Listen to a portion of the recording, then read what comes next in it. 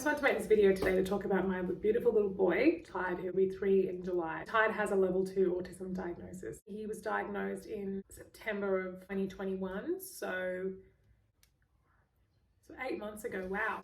My pregnancy was fine. It was my 3rd pregnancy. I have 2 other children. They're not autistic. I've got a 7-year-old boy and a 5-year-old girl. And I felt pregnant quite easily with Tide. I had no health complications. I didn't notice anything different compared to the other 2 pregnancies.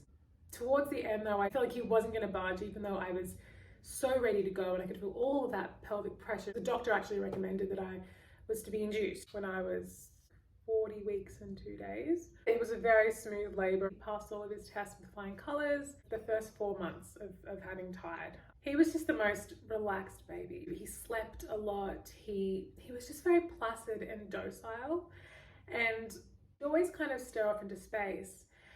My son, who was 5, I guess, he would just dote over him and he'd, oh, he's the best baby, he's so relaxed, and he'd let him, you know, pick him up and do things with him, and he wouldn't cry. And then when he was 4 months old, when he started teething, it was like a different child. He didn't sleep. He did not sleep through the night. He was waking up constantly. And we remember at one point we were just like, oh, what are we gonna do? We couldn't get a break. And then when he was about from a year old, from when he started walking really, it's like something massively changed in him. He went from that placid baby to then that, okay, crying, you know, unsettled baby. And now he was just on a different level of being unsettled, to the point of he couldn't leave us at all. He would not let me leave the room.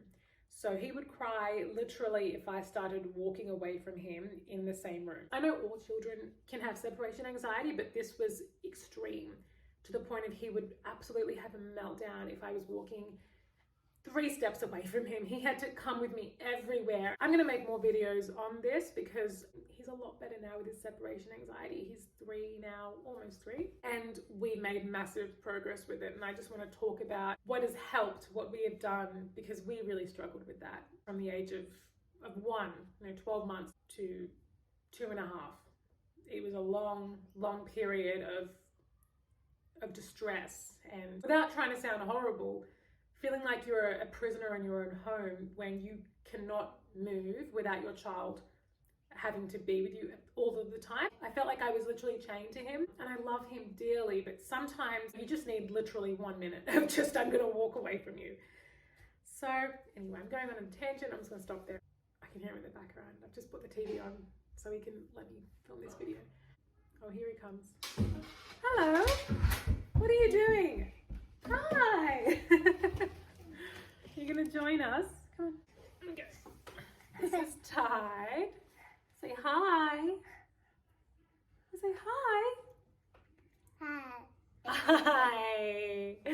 So Tide, yee, and he loves making that noise. I think it's like a stimming noise. Yee, yee. It's your happy noise, isn't it? It's your happy noise. So yes, so sign number 3, big sign of autism, for my beautiful boy Tide, was he didn't talk for a long time. He only says very simple words now. Like, he won't put 2 words together, and he'll be 3 in 2 months. So he's 34 months.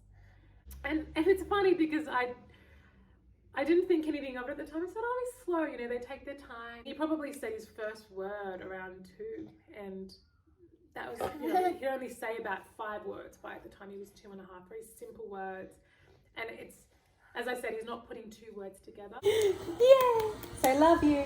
Love you. He's always been in his own world, and that's something that, as I said, when he was a placid baby, he was always in his own world. And right now, he doesn't know what's happening, and he doesn't know that I'm talking about him. That is the way that he's always been. And with that being in his own world, he doesn't do this as much. He used to do it a lot. He would smile and laugh to himself as if there was something happening, but we didn't know what it was. And he'd be doing it at like a blank wall. I'm just going off a list that I had. Yeah, this is the list that we used for our diagnosis appointment. Oh, yes, the pediatrician. Okay, another big one is, the whole...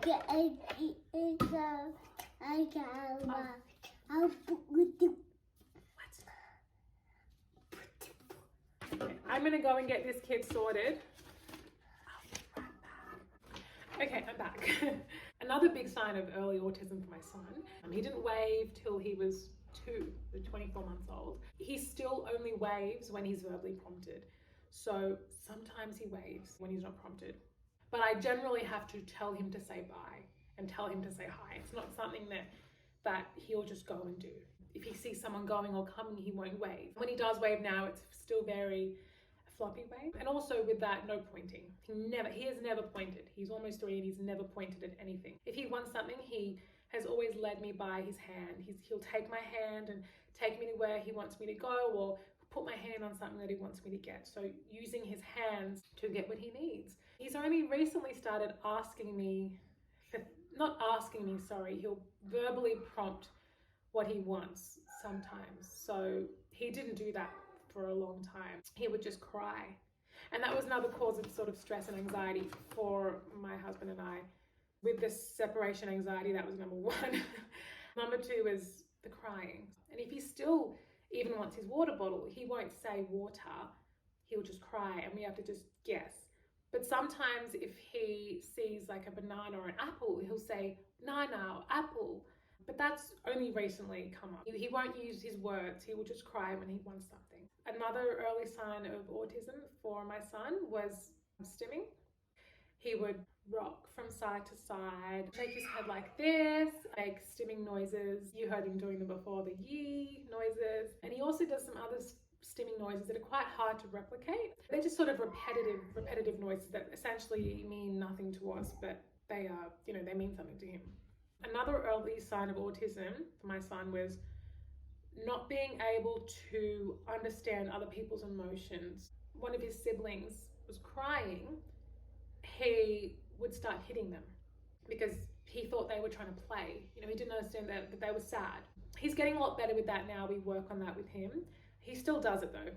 So, yes. Another big sign of autism is he gets fixated on the same TV shows. Right now, it's been for a long time Gabby's Dollhouse.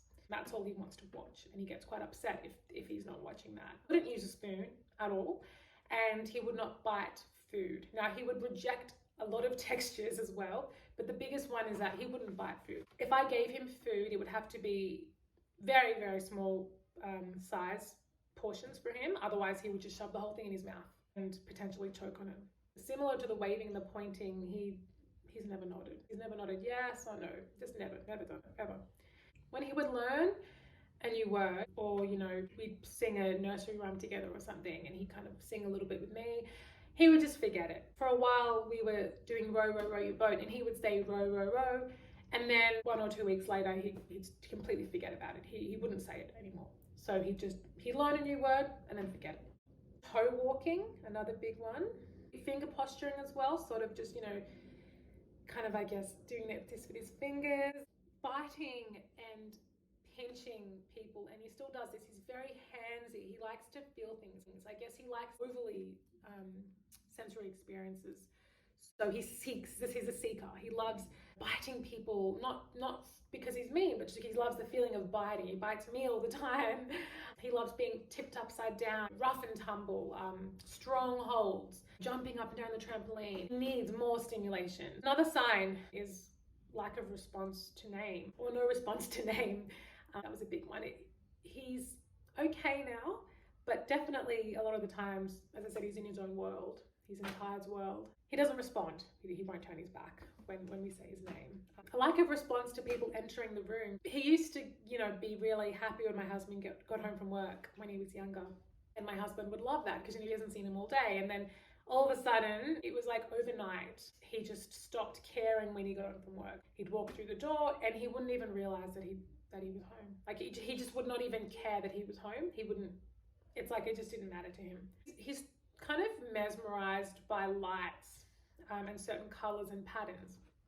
So and even like fans, for instance, he'll sit up and he'll just stare at the fan. When we go to OT sessions, there'll be people upstairs in a room talking and all these toys and beautiful, colorful things that are happening where we are, and he'll sit up and kind of stare at the ceiling and listen out and hear those really faint noises and fixation on things that most other people wouldn't pay attention to. When we cross the road on like a zebra crossing, he'll bend down and he'll have to touch every single strap. If he sees a certain brick wall that he likes, he'll run up to it and like really look at the pattern of, you know, in the bricks and just touch it. He's very mesmerized by those sorts of things. Another big early sign of autism is just lack of interest in other children. So he's got more interest in adults, but he's got a very big lack of interest in other children. As I said, it's definitely improving, and it's improved so much in the last year, but around that time before he was diagnosed, around that 18-month to 2-year-old mark, he just had no interest at all in other children. And he had 2 siblings, 2 and 4 years older than him, and he just did not want to play with them. He just wanted to do what he wanted to do. I'm currently sitting in my car. It's been 2 hours since I stopped filming, and I was going to pick up the kids from school and then continue filming, but I've had a few appointments and things to do. So basically I'm just going to call it a day on this video. I'll put up another video with a part 2 of early signs that I noticed in my son with his autism. I hope you benefited from this video. I hope you liked it. Thanks for watching. Bye.